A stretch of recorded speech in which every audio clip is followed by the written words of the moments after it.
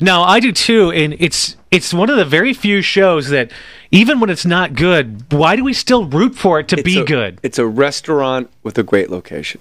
Okay. You're at home on a Saturday and you go, well, I know everyone in New York is here. Something can happen. Room. This is a cool thing. It's live. Yep.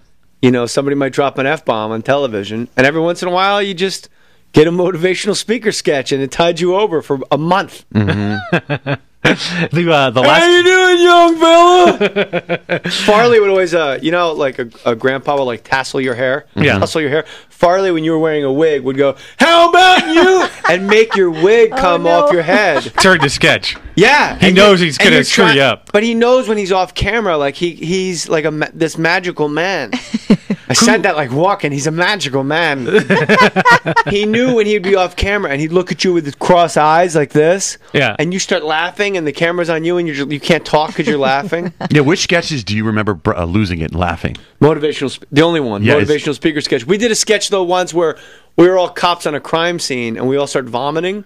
And we had tubes in our sleeves, and it was corn chowder in these giant oil drums, and the tubes and generators. And it's like, hey, oh my God! And you'd have to put your mouth up, your hand up to your mouth, and the tube would be in your cuff, and it would projectile spray. Now, see, that's brilliant, right there. But the tubes didn't work when they were supposed to, so you'd be standing with your hands at your side, and corn chowder would start spraying all over, like, Adam Sandler's pants as you speak. And then you put your hand, you go, oh my God, bleh, and like nothing comes out of the tubes. So this inexact science that made the sketch better, but as a result, I think they were messing with you. No, it wasn't. No, no. That's not. Yeah, there's enough that can go wrong. They want to make sure the effects work. But to this day, if I have, I can't smell corn chowder, I'll throw up. Who's the best guest host, celebrity guest host in your time? Well, it's got to be Alec Baldwin because he's always game. Yeah. Steve Martin, I think it's Steve Martin, Tom Hanks, Alec Baldwin. John Hamm is going to be up on that list quick of people that will just like do anything. Like, we need you to put on a dress. We're going to shave your head for credits. It'll be like, let's do it. Like, that's cool. They're just up and for that's anything. The best guest. The people who get the improv, and it's like, just surrender. Don't have any ideas. Right. And I wrote in the book, like, you have a pitch meeting, and everyone pitches ideas to the host in Lauren's office. And then at the very end, Lauren will go, Johnjay, is there anything you'd like to do? And you'll go like, nah, sounds great because we just sat here for 3 hours listening to a staff pitching me ideas. But every once in a while you get a host, like John Travolta takes out a notebook. Oh, no. And it's full. Huh? A yellow legal pad, and he's flipping pages going, I thought it'd be funny if I played a Hasidic Jewish detective. I said, that'd be really terrific. I give you a Hasidic Jewish. And we're all sitting there like, this guy really is like, we just... Didn't Roseanne bring her own writers because she didn't want to use SNL guys? When you stop talking, we start drinking. Yeah. And you're talking. Roseanne, no, she didn't bring her... Not when I was there, she didn't. But she has many personalities. And it's well documented. Okay. I'm not speaking out of school here. Well, we never get the good ones when she's on with us. We never get the funny ones. During dress rehearsal and air, she was a child, and she kept burping and thought it was funny. Whoa. So you're like trying to cobble together the wreckage that was the bad dress rehearsal into a show that's well enough to be put on air, and she's going... And it wasn't until I saw Tom Arnold do stand-up once where he mentioned Rosie's multiple personalities where I went, oh, Lauren is a genius. Like, Lauren, because we all waited for Lauren to go, enough. Stop it. Like, we're trying to put a show together. And you're not going to be here next week. We all are. We're going to take the heat for this, not you. Right. But I do remember, like, Farley laughing and Bob Van Ride, the stage manager, going, knock it, his old curmudgeon, knock it off. Because all the crew have been there since like 78. Oh, the same crew? They're all the same. So what do you think the best season is? Oh, I don't know. I love... Like, who's the cast that you're like the dream cast? The one where they all were only there for 2 years. I think it was Dick Ebersol had the best cast with like Billy Crystal, Christopher Guest, Martin Short, Jim Belushi, and they all were already famous. And their thing was, we'll come do it, but you have to give us complete autonomy. You have to leave us alone. And they got it like, Ed Grimley and Like they got weird, like Billy chess bit. Love You egg high white. school chess Yeah, how coach crazy. on the rook 4. On Rook 4. Why did you give him the queen? Yeah. Just give it to him. He's kicking chairs up. Nice job. Thank you. Is that the Harry Synchronized- Shearer also, too? I know you. Yes. I know you. I know Synchronized you. swimming. Singing it, that's what I'm thinking of. Greatest sketch of all time. I'm not a strong swimmer. Indiana Jones theme. Michael can't swim.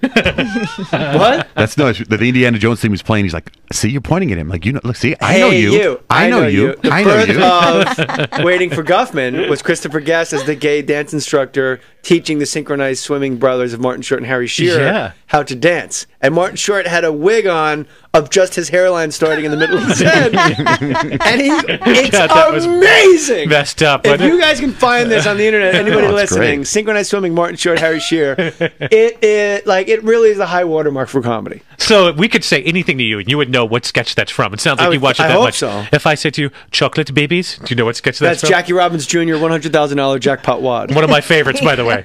One of my all-time favorite. I can't find it online, but It's I so found, weird, too. I found the script online. You can read just how it's written, and you go, "This is the strangest thing in the world." Martin It's Short why I love it so much. plays It's so an weird. albino lounge singer, but like not a very successful one. Like someone who like Frank Sinatra Jr. Like who's fought like Jackie Robbins was like the most famous man in the world. This is Jackie Robbins Jr. and he's an albino. hosting a guest show, And it's- game show. and it's the $100,000 jackpot wad, and it's a lot like Password. Jim Belushi played Captain Kangaroo. Billy Crystal played Sammy Davis Jr. It's a hot, spicy number. Yeah, Rita that's- Moreno. Rita Moreno. I don't know what is it. Because Rita Moreno. Yeah. I like when he What's easy? goes, and then Christopher Guest plays like this bizarre gay detective when he goes, "It says here, you're a detective, is that true?" And he goes, "Yes, I've been known to carry a piece." Like everything he says is layered and like, let's go under the bleachers and have gay sex. And in that sketch, he goes, God, that is such a weird sketch. It's one of my favorites, though. but the listeners need to know, we have to put this out because we're just talking in a vacuum unless we explain this. Chipute. It's a sketch where it's a clue, like the word is pickle, and you have to give a clue. So it'd be Password essentially, right? Right. So Billy Crystal is Sammy Davis Jr. So you have a white guy in blackface, like that could never happen again. You know what I mean? Oh, true. And you have like just these sketches would never get on the air. How do you pitch Ed Grimley? Like That's at a true. table with a host without them going like, "You're obviously on drugs." You don't think that could live on SNL now? No. But real quick, I like when he goes, "This pickle," and he goes, "Very good anticipation." Yes, he just Christopher Guest just guesses it for no reason. Right. He goes, "All right, this next one, a pickle." Do you remember that? He just says it. No, it's And Rita he's- Moreno. Isn't it Rita Moreno? No, This- that's- this it's is a hot, this is spicy a hot, black little spicy. pepper. Oh, no, He that's can't just get jalapeno. Rita Moreno's. Yeah, I don't know what is it. Yeah, that's right. And he can't get him to say seagull. And he goes, "Okay, these are birds. They live at the beach." Babe. And he goes, "I don't know." He goes, "Seabirds." Oh, yeah. And he It's a wants bird. him to say seagull. And he It's a goes, bird. "No, babe, like a bay. Like if you're got some hummus and some nookus and you go down to the deli, you get yourself." And he goes, "Seabird." And he wants him to say seagull. And he goes, "Bay, bird.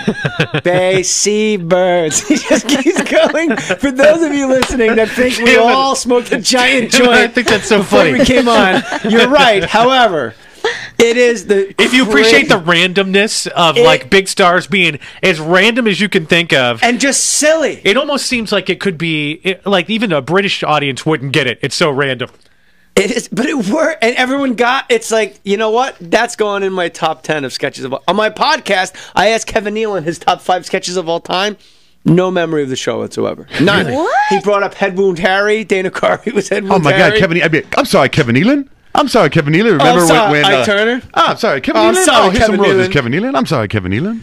But he couldn't remember, and he kept telling me what a great memory I have, and I'm like, bro, like You gotta watch it. You It's guys required were viewing. on the show for 9 years. Yeah. Certainly, you know a sketch. Dude, we haven't even got to your. All we're doing is reminiscing. Like We haven't even got to Last Comic Standing we yet? haven't even got to do. I've been channel surfing, seeing like on CSI shows. I forget which one it was. I've not been that long ago. like when a rapper gets cold, they're just a guest on everybody else's album. You've been everywhere. Until their new album drops. That's what I've been doing, player. Yeah, but now you've got all kinds of Suburgatory. I'm on Suburgatory with Cheryl Hines. I'm doing Prime Suspect with my homegirl, Maria Bello, getting her pregnant. And I got a show, Master Debaters, and that's on Fuel TV. That was on last night. You missed it. John Jay, you missed it because you got gold shoes on like James T. Kirk in Vietnam. God, dude, you are so freaking talented. It's ridiculous. You're very nice. All right, so stand up But live. Kyle's the talented one in this relationship. We've never had a guest Where come you in to from? bring a dog. Colorado. Kyle, But I love your dog. She's from Colorado. Colorado. What part? Denver. Ask her her last God. name. Yeah. What's your last name? It's Unfug. Is it really? Go where you want with that. I don't know. No, Yes, is it really? It's German. UN. F-U-G. Kyle on Fug. Like it's. How do you change that? She can't change that when she gets married. You got to keep it. Are you Well, unfucking kidding me? My wife's last name is Cox, and I took her name as an extra middle name. So I'm John. My real birth name is Johnjay, John Ferguson Cox Mohr. And it did cross my mind for a minute to switch it up and be more Cox. just on the invite Boy, says, man, that was- join them for more Cox. I don't know what you're doing September 29th, but December 29th, there's going to be a big party for more Cox. You really took her last name? I mean, in there? That's kind of It's a different. joke. Company joke. Oh, it's a joke? No, it's not. Oh, it's not? I did it. Okay. You And really a lot did? of people go like, "Dad, you're emasculated. Turn in your man card." Like, no, what's kind of more manly than going down and legally changing your name to respect the family that brought you in? Pretty My good. family, I see twice a year. They live in New Jersey. I live in Santa Monica. Her family, I see 3-4 times a week, and they've just swallowed me whole. What is it like for a Jersey that's nice. dude being And it's in not like I added her last name like Yeah. a hyphenate. I put it like as an extra middle name. That's pretty cool. And it's funny because you come in walking in with a little dog, and then you say, "Hey, Oh, I'm on the added her gay name." waiting list. I make no excuses Yeah. whatsoever. Gay waiting list. I'm just waiting for the right gym and the perfect steam room. I'm in. I'm in. That's my boy right there. You're my boy, Blue. That's John J. Sting. All right, give Steam me room. more sketch lines.